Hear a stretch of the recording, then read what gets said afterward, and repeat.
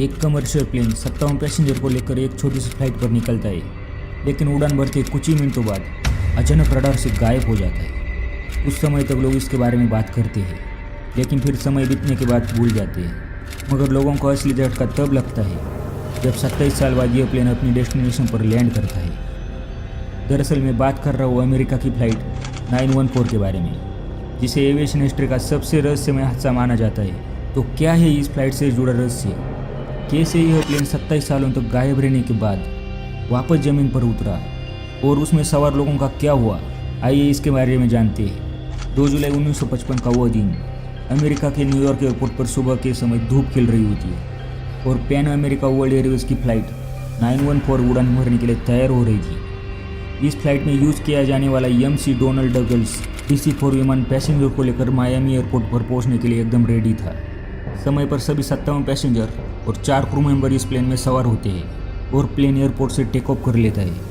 अब यूँ तो रूटीन के अनुसार इस प्लेन को सुबह 9:05 पर मायामी पहुंच जाना चाहिए था, लेकिन उड़ान भरने के कुछ ही मिनटों के अंदर फ्लाइट 914 एयर ट्रैफिक कंट्रोल के रडार से गायब हो जाती है। अथॉरिटीज़ को कुछ पता नहीं चलता कि इतना बड़ा प्लेन आखिर आसमान से कैसे गायब हो गया।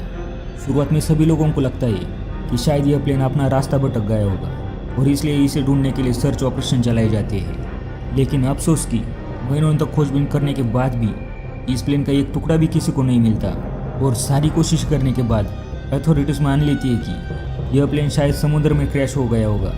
ऐसा मानकर प्लेन में सवार सभी पैसेंजर और क्रू मेंबर की फैमिली को एयरलाइंस के द्वारा मुआवजा दिया जाता है। समय बीतता जाता है और लोग धीरे धीरे इस इंसिडेंट के बारे में भूल जाते हैं। लेकिन फिर 27 साल बाद 9 सितंबर 1992 के दिन वेनेजुला के कैराकस में साइमन बोलीवर इंटरनेशनल एयरपोर्ट पर ATC के रडार स्क्रीन पर अचानक से एक डॉट यानी बिंदु टमटमाता नजर आता है। शुरुआती में ATC को लगता है कि एयरपोर्ट पर लैंड करने वाली यह कोई नॉर्मल फ्लाइट होगी, लेकिन कुछ मिनटों के बाद यह प्लेन दिखाई देता है। तब ATC और एयरपोर्ट पर मौजूद बाकी अथॉरिटीज़ पूरी तरह से हैरान रह जाती है। उन्हें हैरानी इस बात की होती है कि यह एक बेहद पुराना MC डगल्स DC-4 विमान है, जिसे यूज करना कई सालों से बंद किया जा चुका है। उन एम्प्लॉयज़ को यह प्लेन किसी और टाइमलाइन या दूसरे यूनिवर्स से आया हुआ प्रतीत होता है। ATC को कुछ समझ नहीं आता कि यह प्लेन आखिर रडार से बचकर अचानक उनके सामने कैसे आ गया और अब आगे यह क्या करने वाला है। इसी कशमकश में ATC अधिकारी प्लेन के साथ रेडियो संपर्क बनाते हैं और उन्हें एयरक्राफ्ट में सवार पायलट की आवाज़ सुनाई देती है।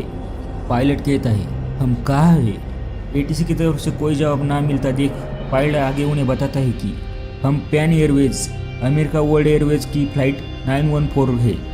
हमारे प्लेन में 57 पैसेंजर और 4 क्रू मेंबर सवार है और हमें न्यूयॉर्क से मायामी पहुंचना है। यह बात सुनकर ATC अधिकारी हैरान और परेशान हो जाते हैं। उन्हें समझ नहीं आता कि यह फ्लाइट अपना रास्ता भटक कर 2200 किलोमीटर दूर अलग देश में कैसे आ सकती है।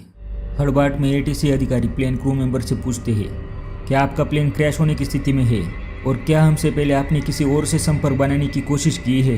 हालांकि ATC को उनके इन सवालों का कोई जवाब नहीं मिलता, लेकिन प्लेन में पैसेंजर की मौजूदगी को ध्यान में रखते हुए वो लैंडिंग करने के लिए रनवे क्लियर कर देते हैं। इसके बाद यह प्लेन आराम से लैंड कर जाता है, लेकिन प्लेन नीचे उतरने के बाद जो होता है उसके सभी के होश उड़ जाते हैं। दरअसल प्लेन रुकने के बाद पायलट फिर से ATC को कनेक्ट करके उनसे यह कहता है कि उन्हें 2 जुलाई 1955 के दिन सुबह 9:55 पर मायामी पहुंचना था।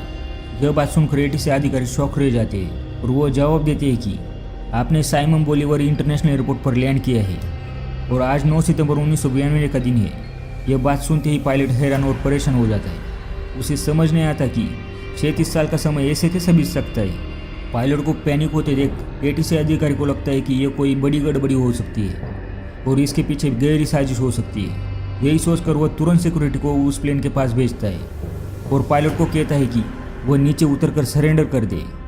इससे पहले सिक्योरिटी गार्ड उन तक पहुंचे, पायलट कहता है कि कोई भी हमारे करीब आने की कोशिश मत करना, हम यहाँ से जा रहे हैं। उसके इतना कहते ही प्लेन का इंजन स्टार्ट हो जाता है और फ्लाइट 914 एक बार फिर आसमान में उड़ते रडार से गायब हो जाती है।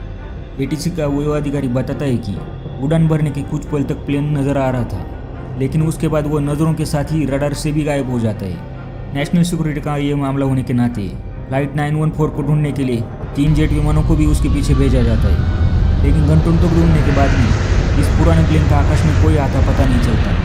मानो इस हवाई जहाज ने आकाश को निकाल लिया हो। हताश होकर सभी जेट विमान वापस आ जाते हैं।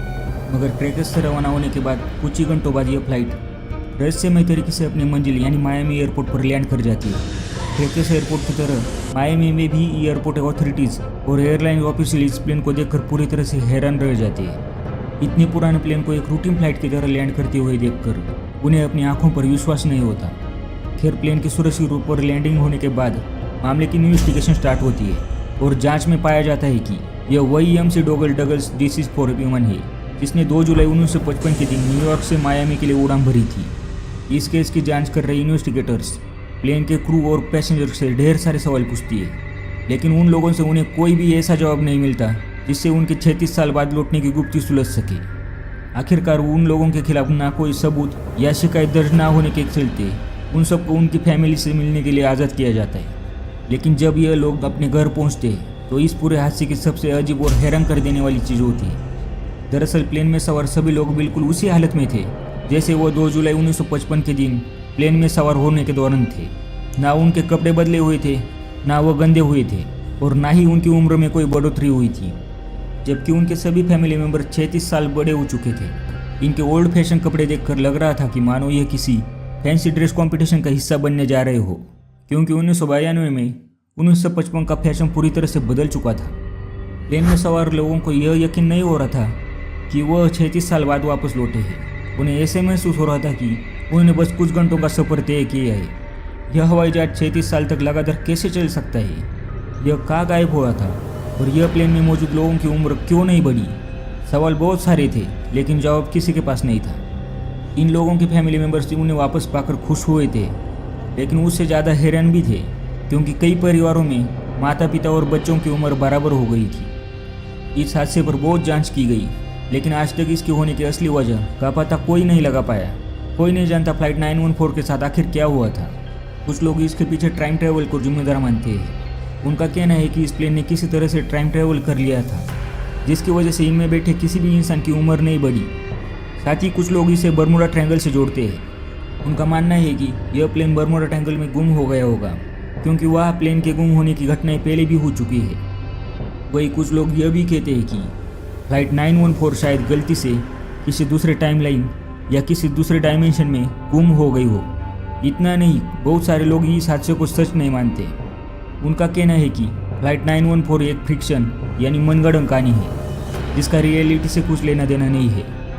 एक कॉन्स्पिरेसी थ्योरी ये कहती है कि गवर्नमेंट ने इस हादसे से जुड़े सभी सबूतों को जानबूझकर मिटा दिया था, क्योंकि वो लोग कुछ छिपाना चाहते थे, और इस तरह यह हादसा हमेशा के लिए एक रहस्य बनकर इतिहास के पन्नों में दफन हो गया। फ्लाइट 147 एक रियल इंसिडेंट है या नहीं, और अगर है तो इस प्लेन के गायब होने का क्या राज हो सकता है? कमेंट करके अपनी राय ज़रूर शेयर करें। बाकी आज के वीडियो में बस इतना ही। वीडियो अच्छी लगी हो तो लाइक कर दीजिए और अपने दोस्तों से शेयर कर दीजिए। जल्दी मिलती है नेक्स्ट वीडियो में, तब तक के लिए धन्यवाद।